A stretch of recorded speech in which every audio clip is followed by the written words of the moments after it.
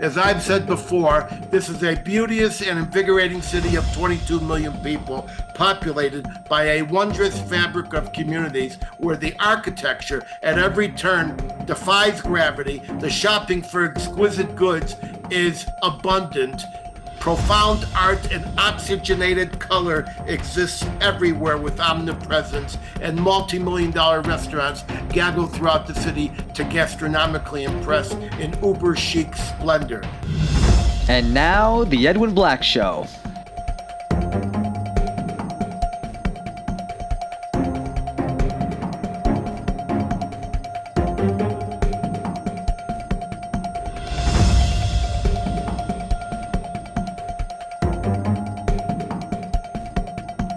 Sponsored by the Books of Edwin Black, available on Amazon and at booksellers worldwide. And now, here's Edwin. Hello, I'm Edwin Black, investigative journalist, historian, and author of 225 editions in 40 languages in 190 countries worldwide, including IBM and the Holocaust, War Against the Weak, and the Farhud, as well as many other books. This is a show for opinion makers and decision makers, not mass clicks. So if you think our show's content is meaningful, spread the word throughout your most informed networks. Subscribe for free alerts at theedwinblackshow.com. And if you want to support our work, we need your assistance. Please visit theedwinblackshow.com/support. Your help, big or small, assures our complete and utter intellectual and uncensored independence. Go to theedwinblackshow.com/support and keep us independent. Today's episode is made possible and sponsored without any preconditions, requests, or stipulations by members of the Jewish community of Mexico City and co-sponsored by Save the West in the United States. If you would like to honor someone with a sponsorship, contact us. That said, please remember I only speak for myself and for history, and the same goes for my guests. Today, we welcome viewers from across America, including our 4 watch parties in the Villages, Newton, Mass., Chicago, and Tampa Bay. Harvey, I'll be with you next month in a couple of weeks. Overseas, I see viewers logged on from most of our usuals: Australia, New Zealand. I have Germany and Holland again, Sweden, France, Italy, Spain, Poland once more, Great Britain, Canada, of course, Mexico, and Israel, plus other countries. If you have a question, place one short sentence in Zoom's QA feature. The Edwin Black Show, along with our YouTube site, is global and fast-growing, enjoying many scores of thousands of views. We speak frankly and without tremor to a fragmented world, seeking better understanding of our tormented past, our present, very, very tense, and a future still uncertain, a turbulent future, still uncertain. By the way, stay tuned for my special word of wisdom at the very end of the show, just before I sign off. We have a lot to cover today, but first we address the torment and tribulation of our people with the humiliating and demonically propagandized transfer of 4 corpses from Hamas back to Israel from where they were kidnapped. This includes the Bebis baby, who never saw his first birthday. How did Hamas, this army of Satan, murder this innocent baby and the other Bebis family hostages and the frail, elderly Oded Lifshitz, a lifelong peacenik who spent his weekends driving Gazans to Israeli hospitals? I ask for a moment of silence.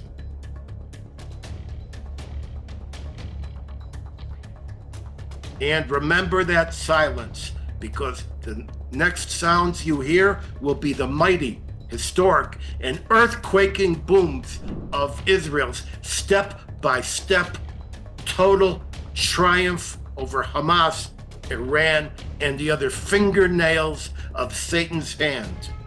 More on Gaza later in this show. Hamas, you've been warned. And now, let's start. Today we come to you live from Mexico City, conjoining with my third annual lecture series here. Let me begin with an unrequested and unpaid, totally uncompensated travel advertisement for Mexico City.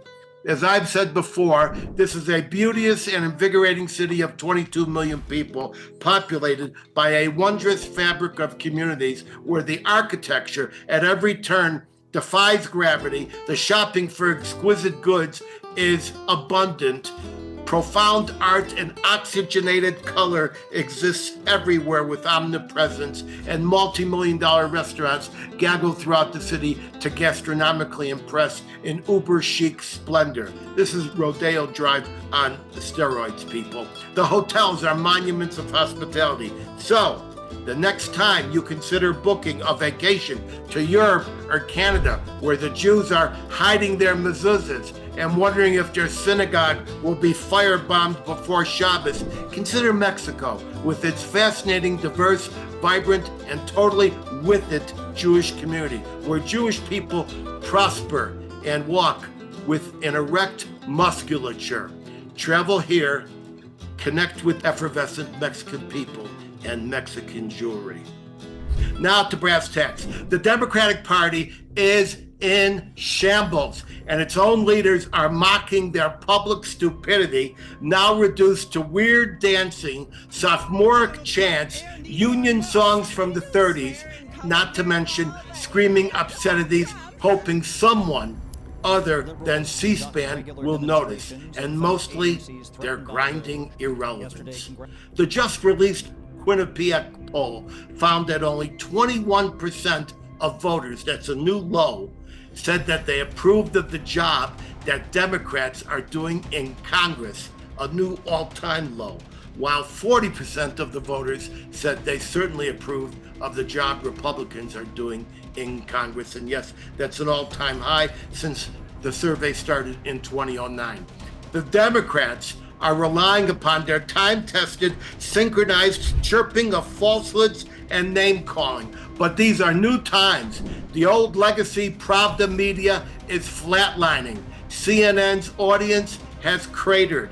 200 CNN staffers have just been let go. That's about 6% of staff. And the big names, since Jim Acosta, have been exiled out, forced out to a home podcast. MSNBC will soon be spun off by Comcast to sink or swim against the Cartoon Network. CBS may have its license revoked by the FCC for its deliberate manipulation of news. We're all going to remember what was done with the 60 Minutes interview of Harris. And as Paramount ponders its multi-million-dollar election interference settlement with Donald Trump, CBS is on the verge of emasculation. CBS, NBC, and ABC are losing staff by the day, and anchors are resigning like eager jet planes on the runway. Indeed, the term anchors away is no longer a naval call. It is now a media adios. Wait, there's more. The Washington Post just laid off the first 100 staffers after realizing its online paper lost about 90% of its readers.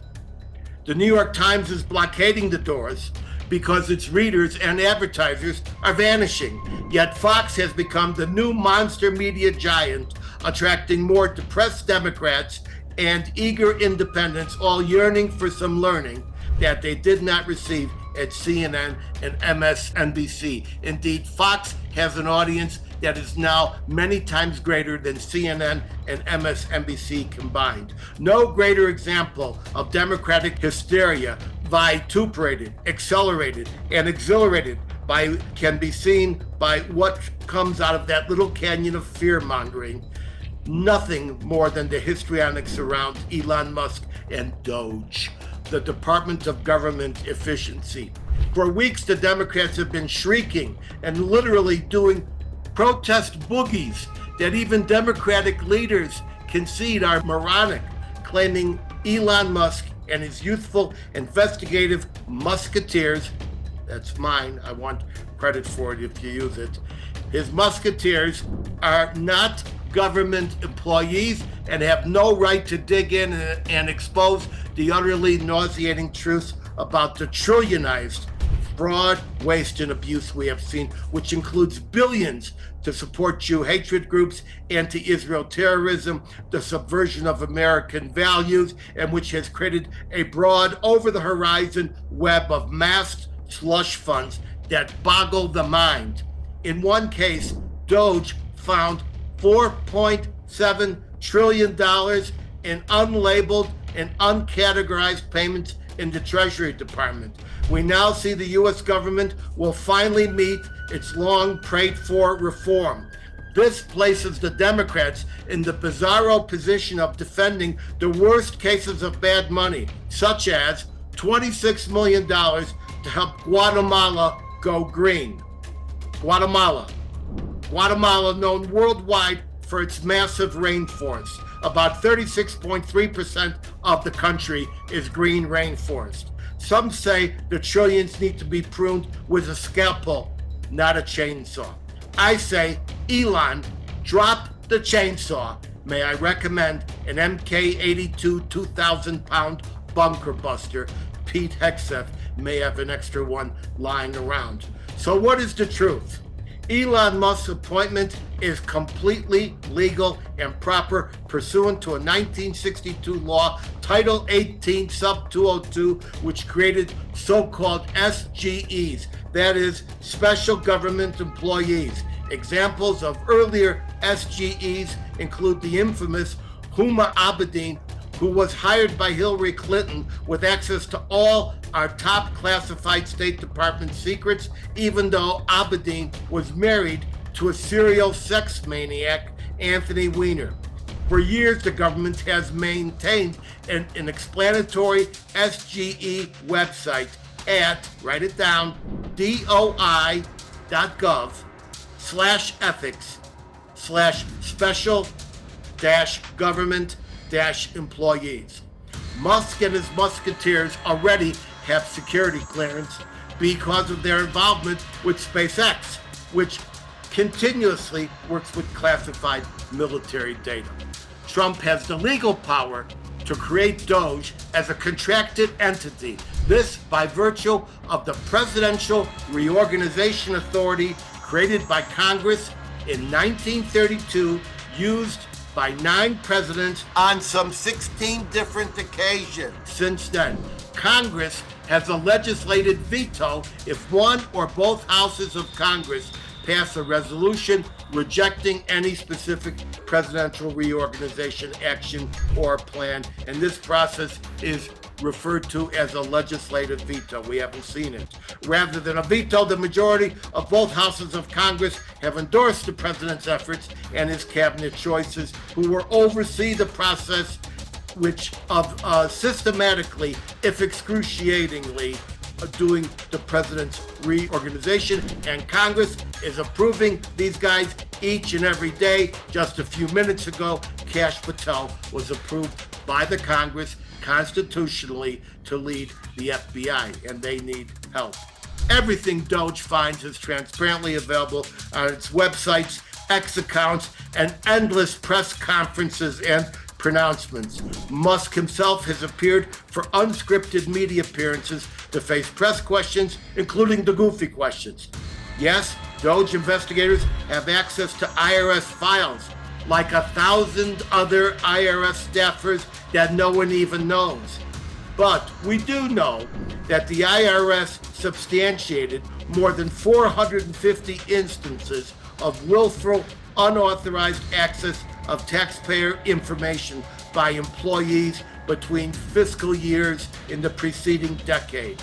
We remember Obama's corrupt IRS head Lois Lerner famously taking the Fifth Amendment and was held in contempt of court for refusing to answer questions about targeting conservative nonprofits. Let us not forget Charles Littlejohn, that's a name you don't know, the IRS employee who illegally accessed and stole tax returns on tens of thousands of companies and even released Trump's tax return.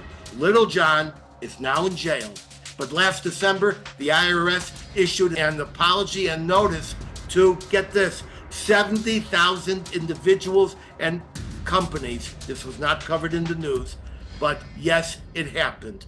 Oh, and let's not forget that in December, just after Pete Hegseth was announced as Trump's pick for defense secretary, the IRS mysteriously chose to audit Mr. and Mrs. Hegseth, and quick as a bunny, they were assessed $36,000 in fines. Gee, now that's a coincidence. I wonder how that happened.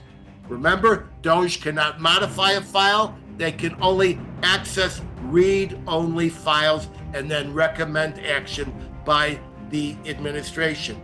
Remember, ladies and gentlemen, the Congress has no right or power under our Constitution to spend money. The House only has constitutional power to allocate money, to approve money, to authorize money. All administrative and executive powers about that money and about that authority are vested in the executive. And it is the executive's duty and obligation and constitutionally afforded authority to husband that money and to guard it against fraud and to spend it wisely. This brings us to the court challenges which have led Democrats to scream constitutional crisis as an exercise of the new Musk derangement syndrome. It's a new syndrome.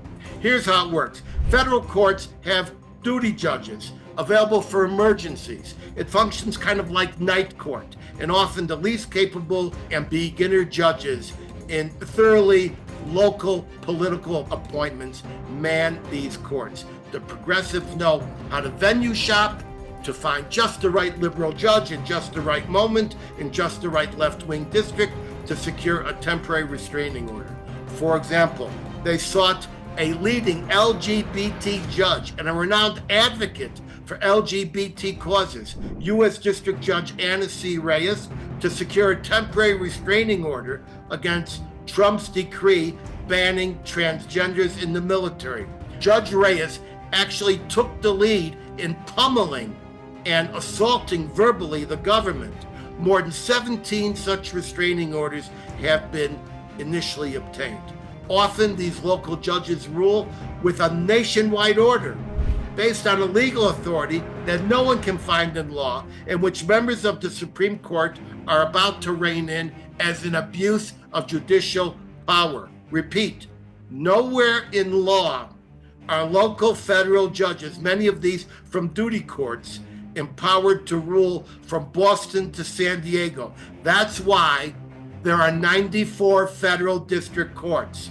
It's a clear abuse of weaponized justice, and while it does buy 1 to 3 weeks of Democratic noisemakers among the legacy media newsmakers, appellate courts have consistently vacated these contrived temporary restraints. Sometimes the Democratic justice weapon falters badly. For instance, some 17 Democratic state attorneys general went to Trump's #1 judicial nemesis, District of Columbia federal judge Tanya Chutkan, but she is no beginner duty judge. An Obama appointee, Chutkan has been on the bench since 2013. She ruled that the combined efforts of the 17 states attorneys general failed to show a single credible complaint or harm. She denied their efforts. DOJ continues. So beyond the perversion of the courts being orchestrated by the Democrats, there is no constitutional crisis. On the other hand, the Democrats at the state level are repeating the essence of their 19th century states' rights nullification gambit, wherein they refuse the right of the federal government to abolish slavery. That led to the U.S. Civil War. They tried it again in the 1950s and 1960s when Democrats, then known as Dixiecrats, refused to desegregate the schools. So in 1963, President John F. Kennedy's administration ordered the U.S. Army's 2nd Infantry Division from Fort Benning in Georgia to enforce the racial integration of the University of Alabama in Tuscaloosa.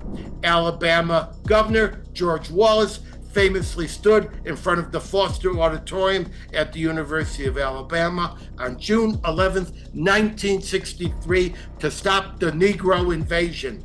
This became known as the stand in the schoolhouse door. Guess what?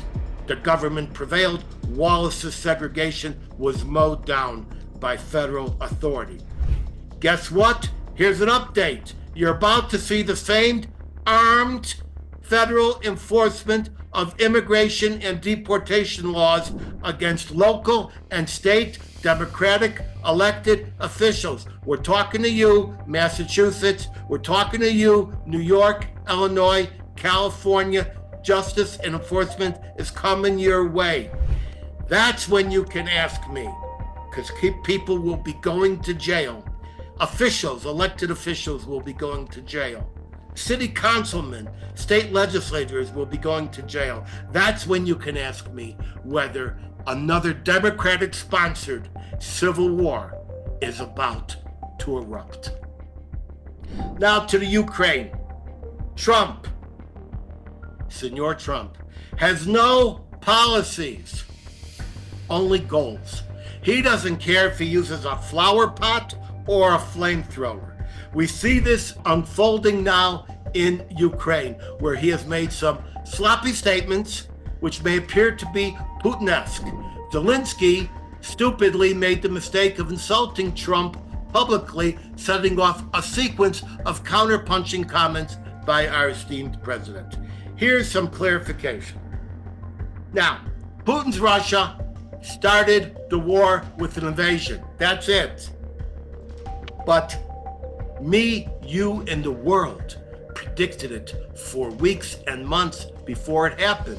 I did several shows on it. Yet Biden, acting in his capacity as the head of the Biden crime family, made it happen. So make no mistake, it is Putin and only Putin that started the war with a green light from Biden. But years from now, historians will note, maybe Francisco, historians will note that Ukraine threatened Russia militarily, continuously, for decades by trying to join NATO, bringing NATO cannons to Russia's doorstep.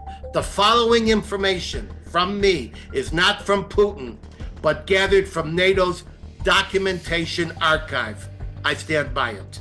In 1991, the newly independent Ukraine joined the North Atlantic Cooperation Council and the Partnership for Peace program with NATO in 1994.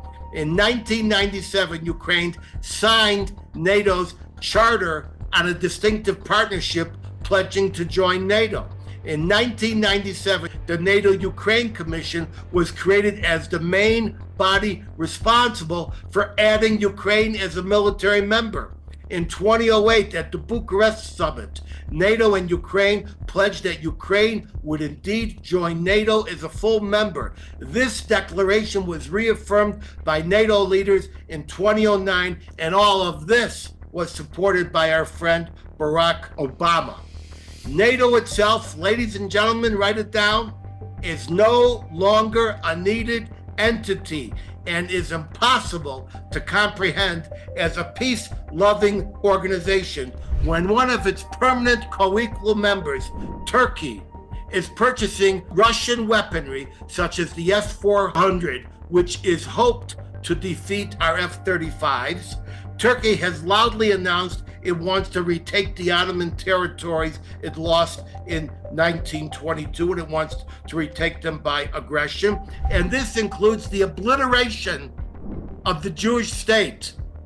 They're saying it loudly. Within recent days, Turkey has taken the first step with a mutual defense pact with the ISIS 3.0 state in Syria, and it threatens Israel with destruction every day. Syria, as part of this move, is granting Turkey an air base just over the Golan Heights. We'll have more on NATO in a future show, but time moves on for us. So now to Gaza. My last main topic of the day. Many of you have heard about Trump's plan to remove Gazans from bombed out Gaza, take it over and rehabilitate it. You may have also heard nonsense about Gaza being sovereign territory that Trump cannot legally touch. Finally, you have heard Gazans and others talk about their indigenousness, their roots going back to the ancient Canaanites. Gaza is their homeland, and they won't be uprooted. They're Palestinians. First off, Gaza has no sovereignty. It is a sovereignty vacuum. For half a millennium, it was ruled by the Ottoman Empire as a sparsely, almost empty colonial backwater. After World War I, the Ottoman Empire was dismantled, leaving only Turkey, and it relinquished all territorial rights in the Middle East that it had cruelly governed and exploited for centuries. The League of Nations created new countries under mandate, numerous Arab nations, and one Jewish state. Gaza was on the eastern boundary of the Jewish mandate. It's in the original map. In 1937, the Arabs refused a two-state solution. In 1948, when the UN voted to partition, the Jews accepted sovereignty in Palestine and the Arabs did not. Egypt illegally invaded and annexed Gaza in 1948. In the 1967 war, Israel reclaimed Gaza, from which terror attacks were being launched every day. It was a non-sovereign territory when Israel took it, and it was administered as a non-sovereign territory. In the 1990s, the Oslo Accords created a non-sovereign administrative body called the Palestinian Authority to govern Judea and Samaria, which two territories falsely called the West Bank plus Gaza. In 2005, Israel withdrew completely, leaving Gaza as a territory under the Palestinian Authority, non-sovereign authority, that is. In 2007, Hamas illegally executed and expelled the Palestinian Authority, creating a cradle-to-grave terror state. As such, Hamas became an ISIS-like enclave, no sovereignty, illegally occupied, cultivating a cradle-to-grave death society. After World War I, World War II, and other wars, world leaders have redrawn the lines and moved populations for safety, security, and international order. And it's going to be done again, ladies and gentlemen, with Gaza. As for the ethnic derivation, what you have heard is fake news. The population of Gaza in 1947 was fewer than 200,000, comprised mainly of, ready? Albanian Muslims brought in by the Albanian Sultan Mehmet Ali I in the early 19th century, plus Lebanese Alawites fleeing oppression, Caucasus Circassians fleeing Russia, a Saudi Arabian clan that migrated to Syria and then moved over to Gaza, but mainly by Egyptians who vastly expanded the population by moving in laborers in response to League of Nations officials to expand labor and other economic capacity, this due to the Jewish immigration and upbuilding of the territory. If Trump does remove the Gazans, they should be scattered to special constrained sites and closely monitored to rehabilitate into some level of nonviolence and some basic level of willingness to live and let live. We carefully oversaw and rehabilitated the Japanese Bushido warmongers, and we carefully de-radicalized the Nazi society in post-war Germany. Today, as I speak, right now, world leaders have created 2 isolation and rehabilitation camps for ISIS families. You didn't know that. Both are in northern Syria. One is Al-Hal and the other is Rash. These 2 camps are administered by the Red Cross and UN bodies solely for the families, including the youngest children, repeat families, who now remain as blood-curdlingly devoted to murder and mayhem as ever. More on that another day. So now I've run out of time, so I segue to the first of my three distinguished Mexico City guests. The first is Ricardo Cielak. Welcome. I'd like you to tell us your view of the United States looking north from Mexico, and in your own eyes and based on your own thoughts, what should Trump do for four categories? 1, world Jewry. 2, American Jewry. 3, for Israel, and that includes Iran. And 4, for world peace. Take it, Ricardo. Hello, Edwin. Thanks for having me here. I don't know if I can say what Trump should do, but what I can say is what Jews should do now that Trump is in power. So Trump is proclaiming his full support for Israel and for world Jews. So that now, for me, it's the precise time where Israel should take decisive action against its enemies without asking for permission from the UN, from any of its so-called allies, and go and attack Iran. It has already demonstrated that it has the capability to significantly weaken Iran's regime without having any significant loss from its sides. It has already done so. And by weakening Iran's regime, the people from Iran can finally move on against the regime that oppresses them and that finances terrorism all across the Middle East. So I think that's what Israel should do now that it has the backing from Trump, but it shouldn't ask permission from Trump. It should just do it and know that the US should be there, or at least that's what they're saying. On the other hand, from American Jews, I believe that they should demand Trump that he punishes all the Qataris that were involved in the October 7th massacre, all the financing, all the holding and safeguarding of the terrorists, and remove all support to Qatar and basically punish and imprison everyone involved, where the US has full military control of Qatar. So it has the full capacity to do that. And Trump should definitely take action on that and punish all the criminals there. Well, that's an excellent resume. And I just wanted to comment. First of all, I wanted to thank you, Ricardo, for joining our show and for all the leadership you have shown for Mexican Jewry and for Mexican society here in Mexico City. It's been a pleasure to work with you and your colleagues. You brought up a couple of things. One, you brought up that Trump should initiate legal criminal action against the organizers of October 7th.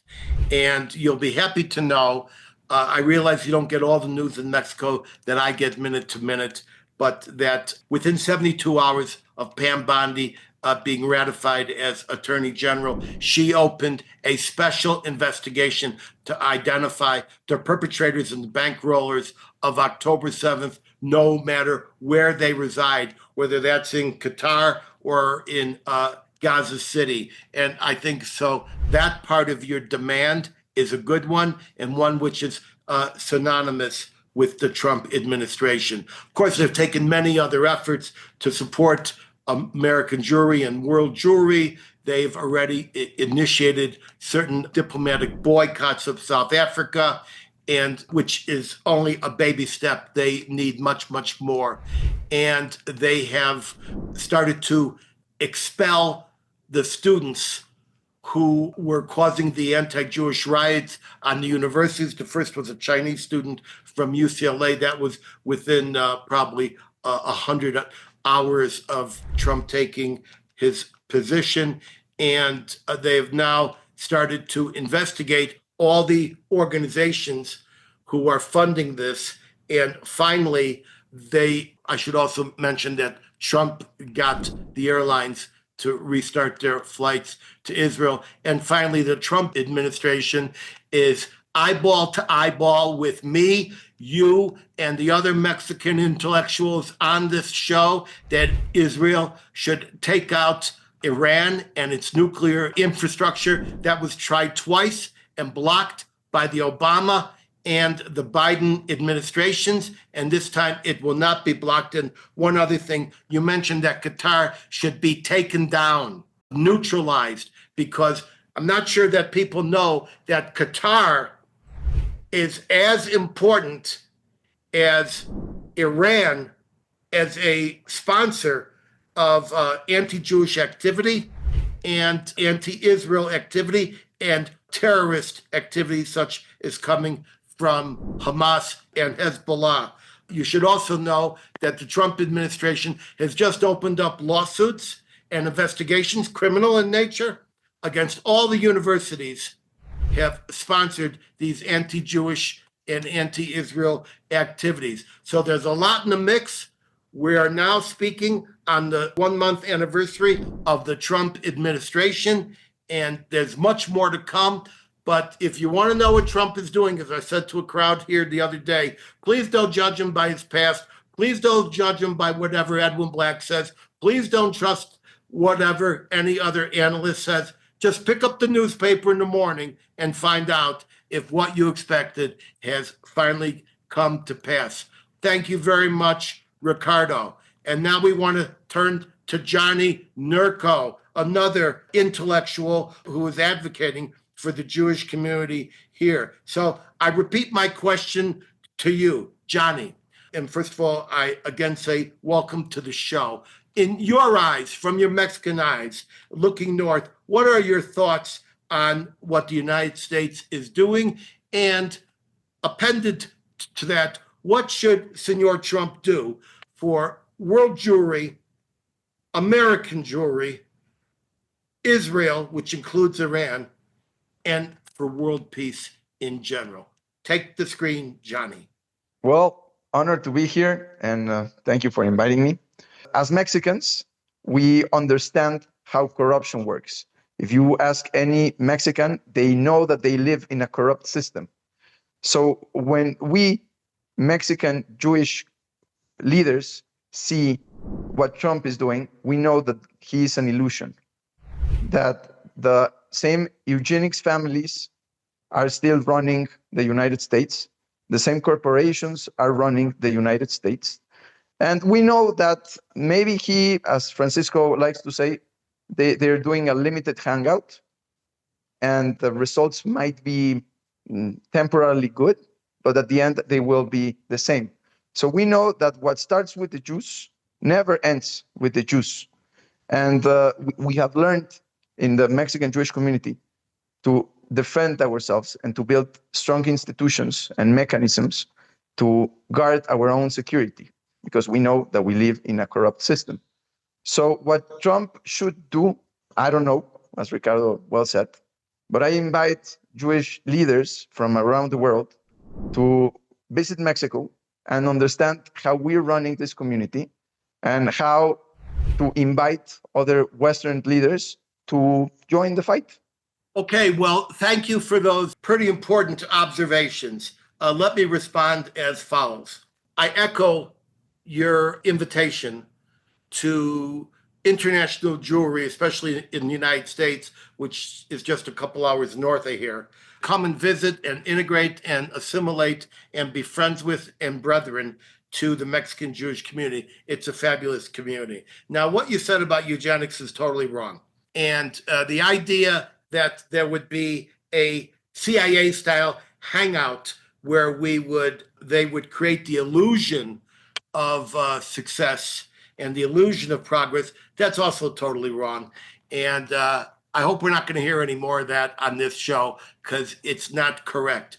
The eugenic families may still exist in a dominant position in the United States, but the eugenics that they are practicing are actually newgenics. That means not to eliminate the existence of any racial, national, or religious groups based on flags and color of skin, but the newgenics that I've described, which is to eliminate groups based on economic value and economic status.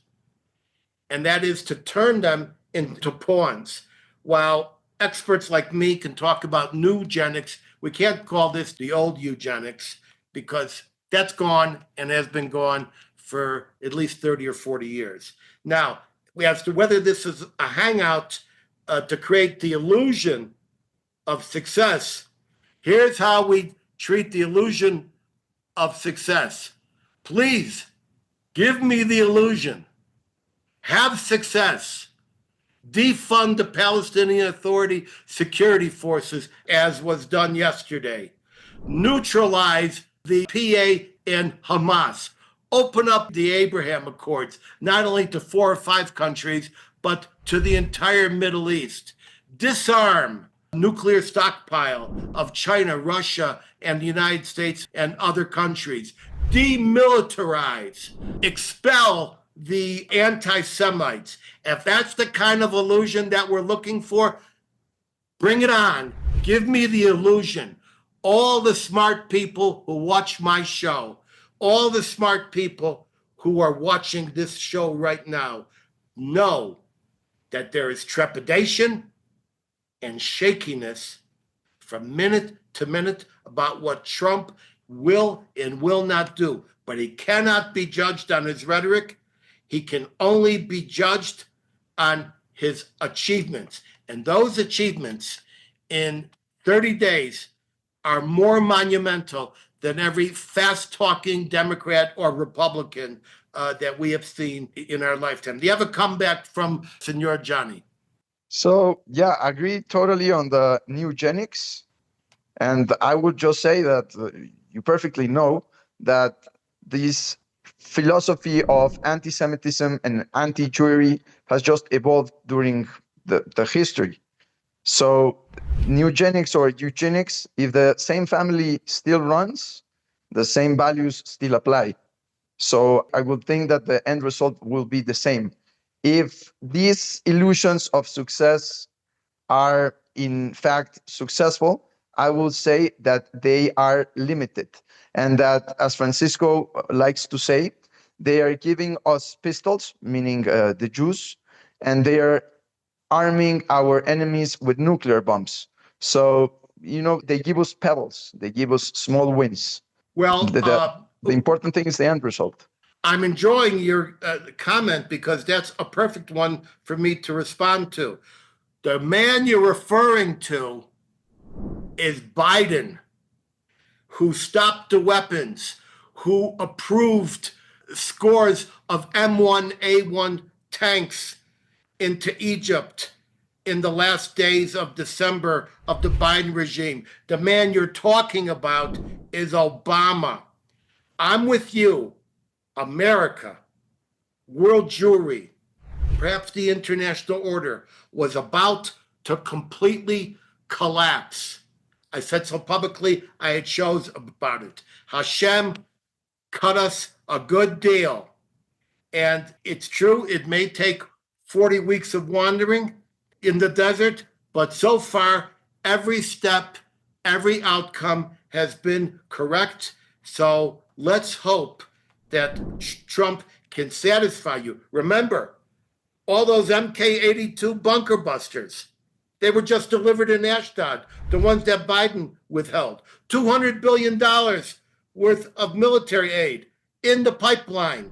Moab, mother of all bombs, delivered to Israel. They will be able to be dropped in the canyons of Iran and go up into the caves. It's the biggest non-nuclear bomb we have aside from the MOP 57AB massive ordnance penetrator, which is the bunker buster. So we're getting the weapons. We're getting the D9 minesweepers. Those Trump is ready and has said so specifically and has repeated. Men from Rubio to Walt's security advisor have been on the spot. They've been transparent about it. They intend to stand by Israel. So I say stand by while Trump stands by Israel. If you see something wrong, give me a call and I'll give them a call. Remember, you guys are in the Uber driving around the stadium, and I'm in the dugout with a direct line to the people involved looking square at the playing field. Thank you very much. It's great to have an intellectual voice like you. And now I want to go to one of my favorite people, and that is Francisco Gil White. Ladies and gentlemen, Francisco Gil White is probably the most reliable and accomplished historian, I'm going to say, in the Western Hemisphere, next to yours truly. And I really admire him for his ability to gather and synthesize and connect all the dots. So I'm going to segue to Francisco for 3 minutes. And please tell me, from your eyeballs in Mexico, what is your view of the United States 3 times minutes? Eve, step in if needed. What are your thoughts on what Trump will need to do for world Jewry, American Jewry, for Israel, including Iran, and for world peace? And please, let's not go over ground that we've covered about this non-existent CIA hangout. Take the screen, my esteemed friend, Francisco. So I'm pre-censored. Is that it? No, you're not censored. Pre-censored. Use your 3 minutes the way you like. Say whatever you want. Say that Trump is a chazer. Whatever you want to do. Say All it. right. Well, look, you're asking me to comment on 4 things in 3 minutes. I can't do that. So I'm going to focus just on the question of what Trump needs to do for Israel. So as I've said in other spaces, I think what Trump needs to do is it needs to support Israel in winning the regional war. I think a big test case here is Qatar. We've seen a lot of noise about how Trump is supposedly assisting Israel in Gaza. You mentioned all of the weapons that are now flowing from the United States to Israel. But to me, it's quite significant that Trump imposed this ceasefire deal on Israel, number one, which in my opinion has forced Israel to lose the war in Gaza. And it's also significant for me that Trump made this big show of the deadline for the return of the hostages. And after that, all hell was supposed to break loose. But nothing really happened. So Israel has weapons, but she doesn't use them. And I think that's because there's an agreement between Trump and Netanyahu. And I'm not alone in being very skeptical of Netanyahu as an alleged patriot, Israeli patriot. So I think they had an arrangement. I'm going to boast that we're going to destroy everything if the hostages are not returned. You know, you'll humiliate yourself and you'll do nothing. I think that was the arrangement between Trump and Netanyahu. But I think the big test case coming up is Qatar. So you're right. I think I agree with you completely that Qatar is as dangerous as Iran or as dangerous as Turkey because Qatar has been financing international jihadism against Israel. Of course, it's a big patron of Hamas. So the October 7th attack against Israel that started all this, that was a Qatari attack. And I don't see that Trump is developing an anti-Qatar attitude at all. Just before he was elected, he made some very, very friendly statements about Qatar when he had the Al-Thani family over at his home in Mar-a-Lago. The Al-Thani family, of course, are the rulers of Qatar, the owners, really, I should say, of Qatar.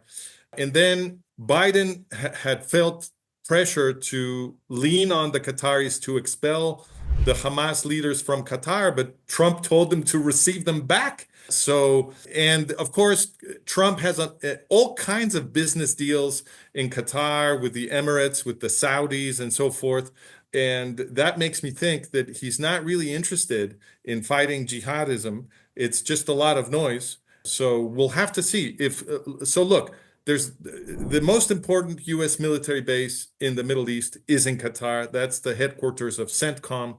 It's an intimate alliance that the U.S. government has with Qatar. And therefore, I think the interpretation that if Qatar attacked Israel, the U.S. attacked Israel is a reasonable interpretation because the U.S. could have changed Qatari policy a long time ago because Qatar is impossible to defend without the U.S. presence there. So the U.S. government at any moment can tell Qatar what to do, like Biden did by expelling the Hamas leaders, and like Trump did by telling Qatar to accept them back, right? So they could also force Qatar to stop funding international jihadism. But not only don't they do that, they have an intimate military alliance with Qatar. So I'm very skeptical that anything pro-Israel is really going to happen of substance. But I think Qatar is a test case. If Trump forces Qatar to change its foreign policy and Trump removes the U.S. military base from Qatar, it has no business being there. There's no reason to be allied with jihadis, which is what the Al-Thanis are, which is what Qatar is. So if Trump changes his policy towards Qatar, I think that will be interesting. That will make me rethink my position on Trump. But until that happens, I will consider Trump an enemy of Israel. Okay, well, thank you, Francisco. We've just heard one of the most knowledgeable voices on the topic speaking wrongly about Trump. So We'll see. We'll see. Yeah, not only will we see, I expect you to buy me an extra glass of mezcal tonight over dinner. I want to be wrong. I hope you win our bet. I bet you $100 publicly in our last two events that Trump would come through and help Israel bomb Iran, and we each want to win on that bet. Yeah. So, well, I want you to win. I know you do. You don't want my $100, but I think it was pesos, not dollars, that I bet. No, $100. I will not accept 100 pesos from you. Are you kidding? That's okay. worth nothing. Okay. You said a lot of stuff, and I took a piece of paper from this so-called hotel and made some notes. First of all, you say we have no business with a base in Qatar. Now, why do we have a base in Qatar? First of all, we need a base in Qatar because we were thrown out of the base in Saudi Arabia. So why not in Israel? Well, the United Israel is supposed to be the big ally. Yeah. Well, because of the geopolitical forces of the last 50 years, which coincidentally precede the Trump administration by 50 years, the United States, instead of having a actual base in Israel, has an enormous pre-positioned stockpile in the Negev, together with a THAAD anti-missile system, and has free access and has often had free access to both the Haifa naval base and the bases in the Negev. Now, that's why we're in Qatar. Qatar, ladies and gentlemen, you're not hearing a lot about it, but Qatar is the real bad boy.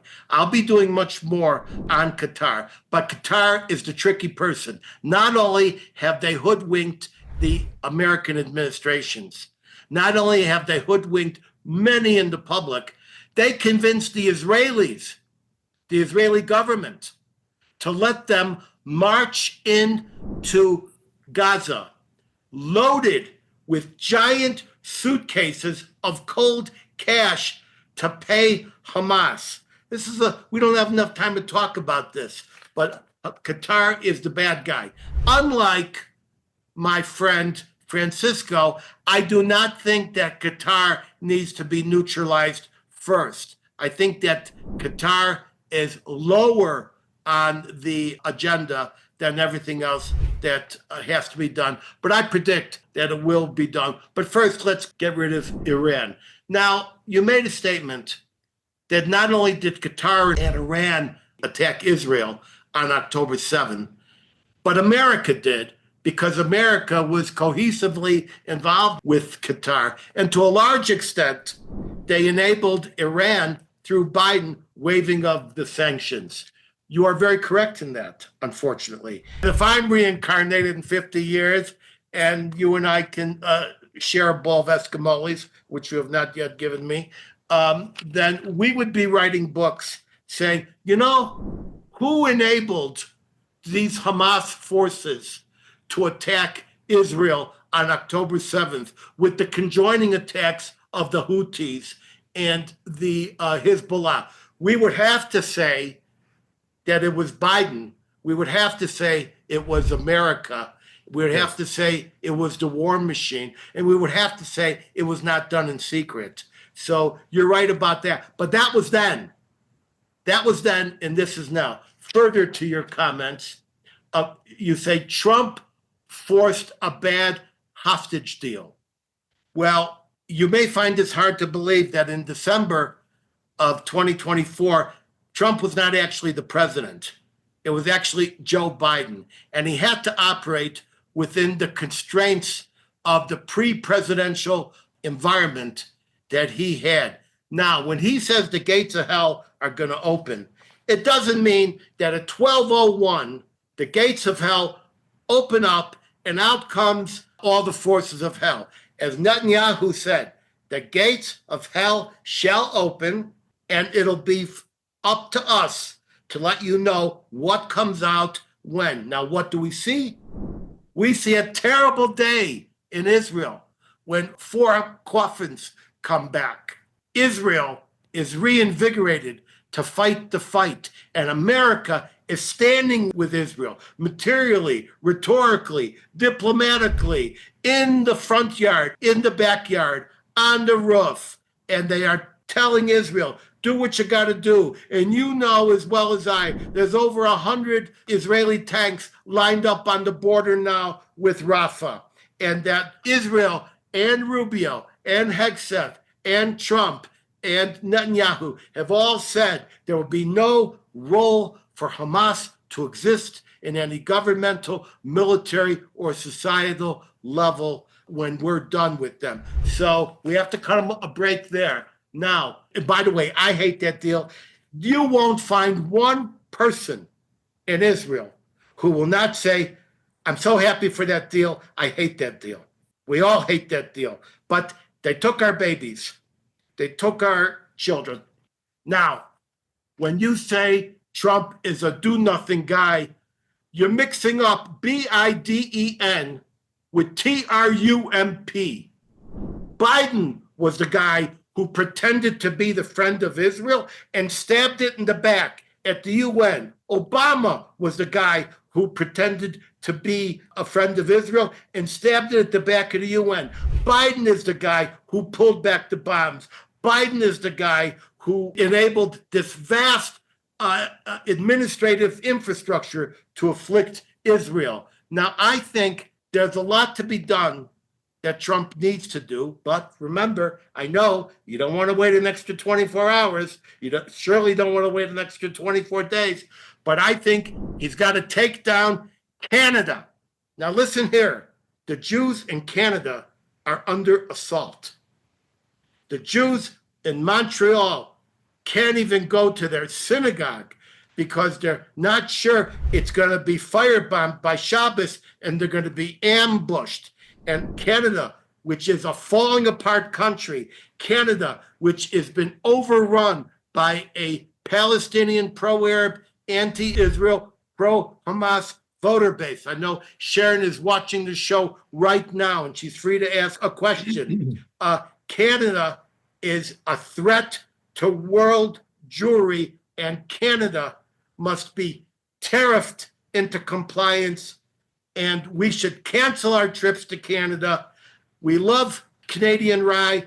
Put it down and buy other forms of whiskey. We need a cherem on Canada until Canada protects its Jews. No democracy unless Jews are protected within that democracy. Now, I think we've said kind of enough. So let me just see if you said anything. Oh, you said that Trump is a do-nothing guy? Senor Trump, keep doing nothing the way you've been doing nothing. Every hour of every day, the Jews are dancing in the streets. They may not be doing the horror in Mexico City, but they're definitely dancing, and we say thank you. And now, ladies and gentlemen, wait a minute. I'm going to give my friend Francisco 60 meager seconds to come back and tell me how wrong I was. Take your 60 seconds. All right. Well, I think you didn't really explain why there is a U.S. base in Qatar. You said there's geopolitical forces. That's an abstraction with no content. I think the explanation is very simple. The U.S. government has been allied with jihadism for a long time. In fact, the U.S. government launched world jihad. Jimmy Carter got rid of the Shah, installed Ayatollah Khomeini, and then his successor, Ronald Reagan, famously in the Iran-Contra affair, armed Khomeini to the teeth. When they caught him, he said that it was because he was trying to release hostages in Lebanon captured by Hezbollah. But later investigations showed that the very first secret shipments of weapons to Khomeini began in 1981, and the first Hezbollah hostage was taken in 1982. So the decision to start sending weapons to Khomeini had absolutely nothing to do with hostages. So the whole thing reeks of the US government launching world jihad, and they have been supporting world jihad ever since. That's why they have a military base in Qatar. That's why they've been sending billions of dollars in weapons to the Lebanese army, which is an appendix of Hezbollah. That's why they've been released $6 billion for Iran shortly before the attack from Hamas. That's why they've been sending all kinds of money to Hamas. The list goes on and on. Saudi Arabia is the country that gets the most weapons on the entire planet from the United States. Egypt has been getting all kinds of weapons from the United States. The weapons that are going to be used to destroy Israel are all American weapons. So Trump is the savior. We'll see. But the test is what he's going to do with Qatar, what he's going to do with Iran. I really hope I lose my bet. I hope you win it. But obviously, I made that bet because I think my model of the world is correct. And I think you're going to be embarrassed. Okay, well, I'm willing to wager 100 pesos, as I said. Oh, it's dollars. Okay. All right, you get the last word, but you better come across with the mezcal tonight. Absolutely. All right, now if I lose the bet, I'll throw in the mezcal. I'll be so happy to lose it. Okay, now let's go to our questions. We have a bunch. We're going to take as many as possible. We can't take everything, folks, but we're loaded here. Did Trump weaken the air traffic control system here and in Canada, causing these air crashes, as the media claims? How is this even possible? So here's the story. There was an unfortunate air crash in Canada, in Toronto, and the media and the hysterical left immediately blamed the American air traffic control system weakened by the firings at the FAA. They went directly to the chief executive officer, the president of Delta Airlines, and he said the 300 people that Trump relieved from duty among the over 50,000 FAA employees were all in non-safety positions, had nothing to do with air traffic. And of course, it's absurd, even though a Democratic representative stated that all air crashes around the world are now Trump's fault. So don't be gaslit. It has nothing to do with what Trump has done, because he hasn't let go even one safety-related person. And in fact, he is aggressively adding to the employment and recruitment roles of the FAA, but he is just bringing them on in merit. It has nothing to do with DEI. And so all these people who scored 100%, but they were white males, can now reapply, and they're going to be granted. By the way, I should say something about DEI. Trump doesn't care if you're a homosexual, a heterosexual, a non-sexual, you're white, you're black. He doesn't care anything about any of these qualities, just about the merit. Most people don't know that two of the most important officials and closest advisors of Trump are openly gay individuals. One is Rick Grinnell, who handles special troubleshooting throughout the world, and the other is Scott Bessent. Most people don't know he's openly gay. No one gives a care. I mentioned it. There's no need talking about it again. Thank you very much. Second, the watch party in Newton, Mass. Can Turkey be eliminated from NATO?